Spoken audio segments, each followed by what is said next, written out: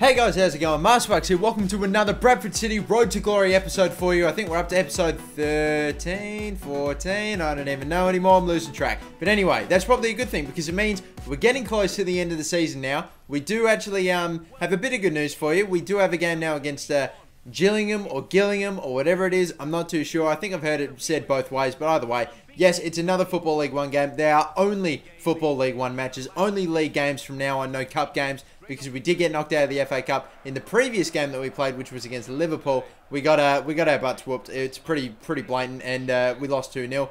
But sadly, that was the case. No more cup games for us, which means the only silverware that we can win now is potentially the league, if we really put the pedal to the metal and we get as many points as we can, because it's a very close race at the top four, even this late on in the season, in a 46-game season. And Hansen putting on the forward pressure, gets a goal in the 30th minute. Fantastic stuff. Captain Fantastic strikes again. An unbelievable turn he has made. He's just been incredible since Giroux left, because Benzia, he's only been in for a few games, so I haven't been able to get a full read onto him. I'll tell you what, this man too, Stead's earned a few games with some great performances, and that is exactly why he's in the team to score goals. Hansen, and now Stead getting a goal. That's great stuff. And even, again, more forward pressure. Even on Legendary, they fall to it. Pinto's back from injury, and welcome back! The third goal in the 48th minute is a stunner from outside of the box. He laid, it was perfectly passed to him. He had tons of space, tons of space to get the shot off, and he shot it, and he did something with it. It was great. And in the 73rd minute, they get a pretty good ball in across and cleared away by, was it Meredith? I believe it was, my left back. Again, who's just been so dominant in the back line. He's been easily my best defender this year. I mean, up there with, like, you know, McArdle, who's been fantastic as well, and has been getting plenty of votes too. But anyway, these are, speaking of votes, the votes for FIFA 14 at least, their player ratings. So the man of the match was Hansen, who did get subbed off with a 9. 8.5 for Pinto, and even Stead doing well with a 7.8. But anyway, my votes. I gave 1 vote in that game to Davies, who did quite well. I gave 2 votes to Carlos Pinto, coming back from injury and having a great game. And both my man of the match and FIFA 14's man of the match, James Hansen, getting 3 votes. Definitely earning it with a great goal and a fantastic performance all around. The forward pressure he was putting on, it was great. But now, guys, as we approach March, it is time for a J-Bucks Medal monthly update, one we have not had for ages, and I'm so excited to finally show you how we're going, because again, we've gone like 2 months without one. But this, ladies and gentlemen, is how we're looking with about 10 or so games left in the season. Here they are. Currently leading the J-Bucks medal, and remember, because Giroux has been sold, he's now gone. Our top 5 look like this. James Hansen on 29 votes, 7 clear of second place. Our loaned goalkeeper, Aaron Jamison, who is, of course, because he's loaned, ineligible, but he's on 22 votes. McArdle and Reid both tied on 19, and Kyle Bennett, another loaned player. Some of our better players in Bradford City are loaned in from other clubs, but he is another loaned in player on 16 votes. They're your top 5, but these are the remaining votes in the J-Bucks medal race. We've got 16 for Doyle, 15 for Meredith, who's been a climber, 14 for Darby, 12 for Davies, 10 for Atkinson and Pinto, 9 for Jones and Morozo, 7 for Stead, 6 for Drury, 6 for Gazaniga already after only 5 or so appearances, 6 for McHugh as well, 5 for McLean, 4 for DeVita, 3 for Bates, Benzia, Doolan and McLaughlin. Yes, McLaughlin got votes, and 1 for Thompson. But that's how it's looking with, I think it's about 12 games left to go, because we can't forget that this is a 46-game season in League 1. And before we actually start talking about games and stuff,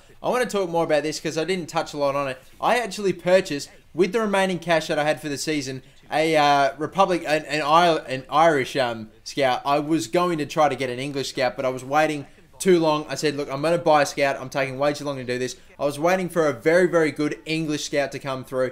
That was very, very close to the exact amount of money that I had left over. So I got the best scout that I possibly could, and it was English. But at the same time, I just said fuck it, and I just got Alan Murphy. At least he's from that region, whatever. Hopefully that should still do something. So I'm going to send him away to England, obviously, so he can do some scouting. And you know, it just seems like everyone sends him to England anyway. And you know, more English players the better. It keeps my English fans happy anyway. But and you normally pull a few beauties, but we'll see, because he's kind of he's average. He's 3-star experience and 2-star judgment, and normally it's experience that gets you more selections and judgment that get you better quality players. But I feel like if he gives us more, provides us with more players, and we'll eventually have that one player that's super quality. But anyway, let's get to the game against Rotherham. We've got a player down in the box, and the ref thinks, yeah, no, sure, fuck it. He's only 2 meters away from the ball. But let's let the play go. And then we finally clear, and then he's like, okay, yeah, no, we're fine. Come on, let's bring it back. And it's one of my lone players, Drury, who actually got injured. Number 6, I believe, who we just went through the votes, is on 6 votes himself.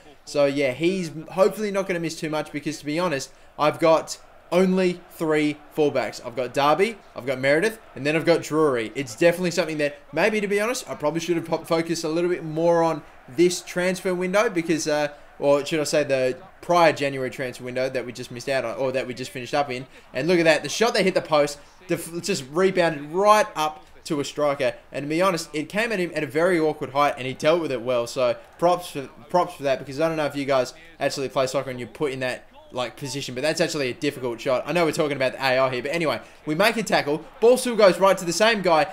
Jamison makes a save. I think that's Jamison, makes a save, goes right back to the guy again. There was some sort of magnet for that striker. It just kept going back to him, and you know, I kind of hate myself for doing this, but I was kind of pissed off. I don't do this a lot in career mode, but I'm like, fuck it. You're going to do this to me. I'm going to hit you back with this. Yates, back from injury, delivering for Hansen, and that's a perfectly executed kickoff glitch. And seriously, you're going to do that to me? I'm going to tackle your striker, I'm going to save your striker's shot, and it's going to go right back to him, and it's going to be an empty fucking net? Well, fuck you, EA. That's exactly what you're going to get. And look at this! An equaliser was on the cards. Benzia was at the far post, headed it, on target, but their keeper saved it. Incredible stuff at that. And Doolan, whipping in the cross, McArdle, good movement, couldn't stop that one. And yes, in less than 10 minutes, we get the 2 goals back. It looked like we were going to lose, but we've come back. And could we get another one? Unfortunately not. We couldn't come up with a decent enough attack in the final minutes of the game. But we come from a 2-0 loss to a 2-2 draw. I think I'll take that under the circumstances.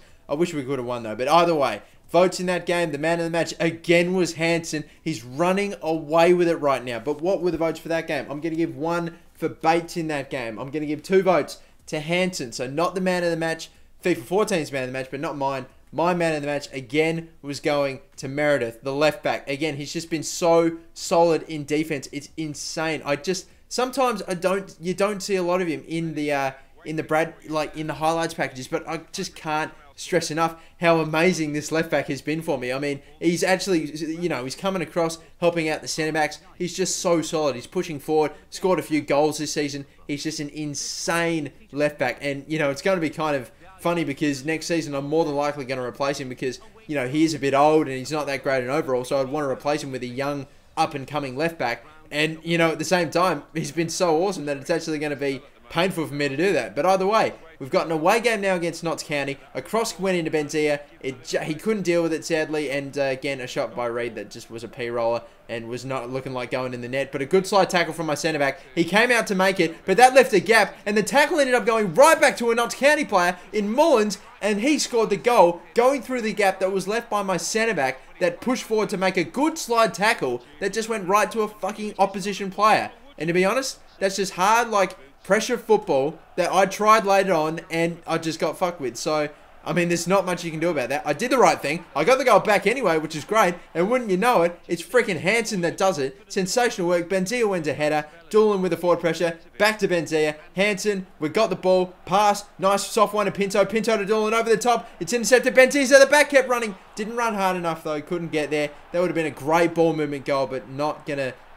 Unfortunately, the passing move goal didn't happen there. Good sliding tackle, but again, couldn't take possession of the ball. Why do I slide tackle in this game? I don't know. It never comes up with it. We block it, intercepted, can't take possession of the ball. Another slide tackle. It's not a good one. He's surrounded by players, somehow evades them all and finds a player that has a lane to the goal and just places it easily with his foot. And that is such a fucking shit chain of events in defense. It was so embarrassing for me to watch this back, but maybe we can get the goal back. Atkinson goes for goal of the season again, as he always seems to do, but we're running out of time. We've got only half an hour to go. Doolan's there, tackled, poor one, leaves space for a shot, and it's too close to the keeper. He saves another one, and again, we were attacking quite a lot in this little short amount of time. Benzia, Atkinson, another shot, and again, it's off target. Mate, if you... he either makes no solid contact with the ball, Atkinson, or he goes for goal of the season and it's always off target. But either way, we lose this game 2-1 after attack after conceding 2 very frustrating goals, but we just couldn't get the goal. unfortunately back. So we 2-2 draw in the previous game and a 2-1 loss this time around.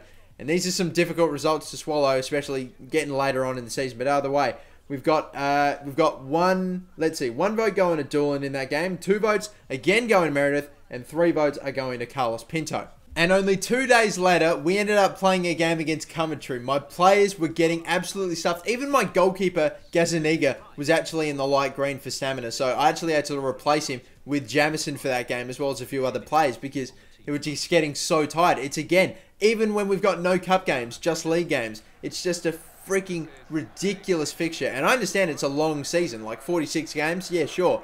But surely we can space them out better than this. It's ridiculous. Or at least don't make the players not get so tired. But either way, still going with it. Stead, McLean, another one. Nice little cheeky chip into Stead. And the cross into Bennett is unfortunately dealt with. Falls to Morozo. And that's a fucking awful attempt from Morozo, who's had a crap season. He was okay at the start, but he has not grown at all. He's only 22 years of age, 68 rated. I had high potential and high hopes for him, but nothing. And again, another ball, a good one too, but unfortunately nothing coming from it. Stead on the ball, good one too. McLean, back to him. Stead's there, shoot. What? No, I went to go shoot it. You can see the bar fills up, but he takes a touch. I don't know what happens, but he just falls. And look at this. Now, Bennett's taking touches, falling on his ass after a tackle, Nathan Delfonso, and a poor slide tackle from McHugh. I thought I got the ball. Turns out I got none of it. And McHugh gets sent off.